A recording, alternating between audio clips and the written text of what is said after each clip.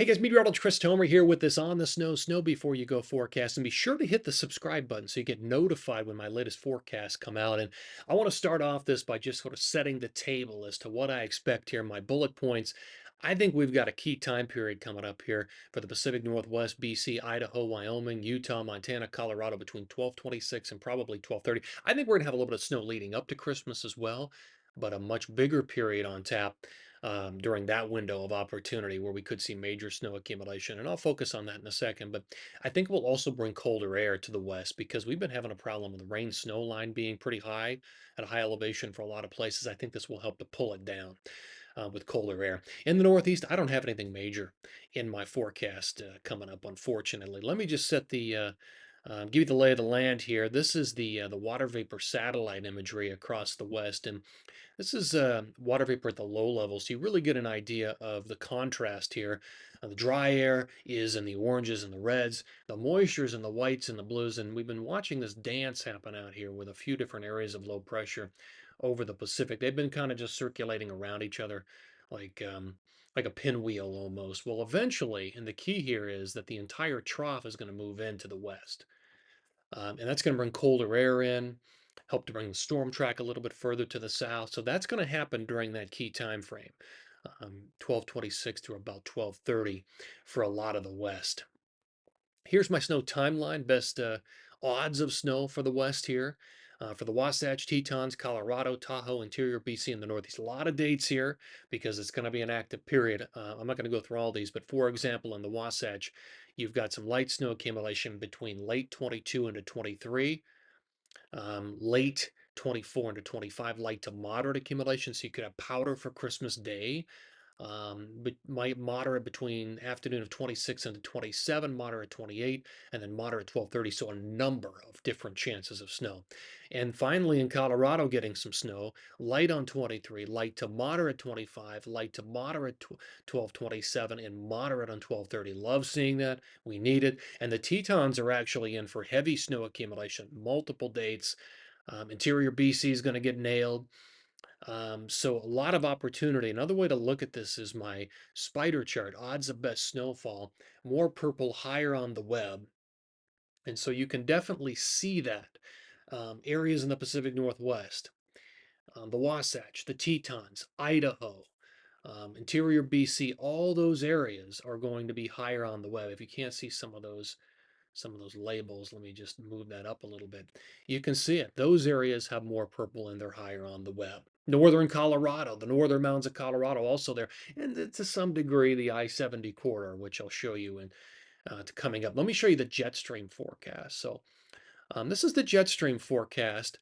And on this, this is starting on early Monday morning. You can already see it. It's moving a storm system through. It's not a major storm, but moving a storm system through. The brighter colors, the purples represent the higher wind speeds at about 30,000 feet in the atmosphere. This is what we look at for the storm track. So it's moving storm systems around. And I'll step you through this. So there's a storm system moving through the west. And then here we are by early on the 24th. This is the morning hours of the 24th. Look to the west coast. Midday on the 24th, dip in the jet, storm system moving in along the west coast. This is the one that's going to move in potentially with some new powder for Christmas Day across the west. Here we are by the 24th in the evening hours. That storm system is rolling through Nevada, Oregon, Washington, and here we are by early on the 25th, Christmas morning right here. You can look at it, a dip in the jet. That's our storm system sliding through Utah, Idaho, Wyoming, Montana, and eventually through Colorado, especially the northern mountains of Colorado on Christmas. And then that slides on through. There's midday on the 25th on Christmas Day. And then, of course, like I said, there's a much more active time period coming up after this, 26th through the 29th for a lot of the West. All right, I'm going to break my snow forecast down into two different time periods. So this is all of the 22nd through the 25th into Christmas, because remember, there's a little bit of snow happening between 22 and 23 for a number of areas. So I wanted to account for that.